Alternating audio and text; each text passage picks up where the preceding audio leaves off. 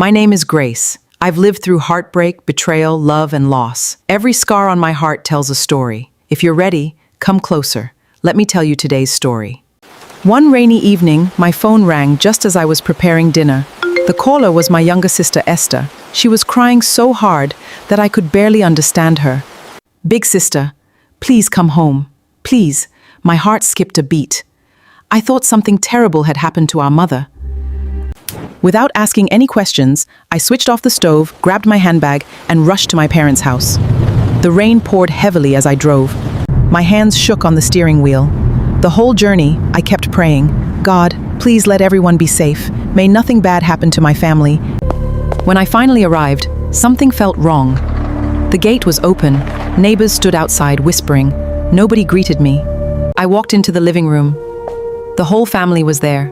My mother sat quietly with tears running down her face. My father couldn't even look at me.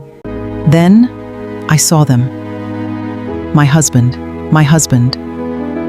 standing beside my younger sister. His head was bowed. Her eyes were swollen from crying. And then I noticed something that made my heart stop. I stood there in complete silence. I waited for someone to explain.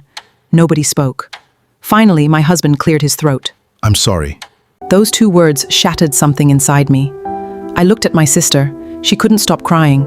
Then she whispered, "I'm pregnant." I couldn't believe what I had just heard. My own husband, my own sister, the two people I trusted the most had destroyed my marriage together. I wanted to scream, but I couldn't.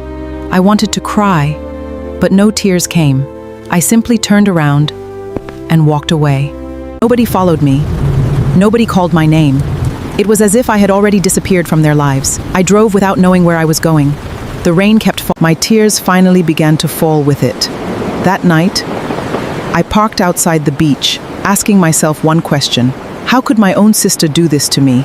The next morning, my mother came looking for me. She stood beside my car and knocked gently on the window. When I opened the door, she hugged me tightly. We both cried without saying a word.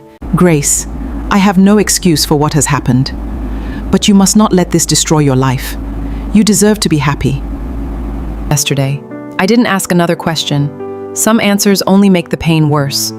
Grace looks directly into her mother's eyes as her mother bows her head in shame. I went inside, packed my clothes, and left that same day. I didn't argue, I didn't fight, I just left and never looked back. A week later, my so-called husband came looking for me. He begged me to forgive him. He said it was a mistake, and he really needs my forgiveness. I asked him one question. "If I had done this to you with your younger brother, would you have called it a mistake?" He couldn't answer. He simply looked at the ground. I closed the door.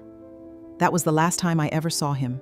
It wasn't easy starting over, but every step I took reminded me that peace is worth fighting for. Today, I don't remember that season with bitterness.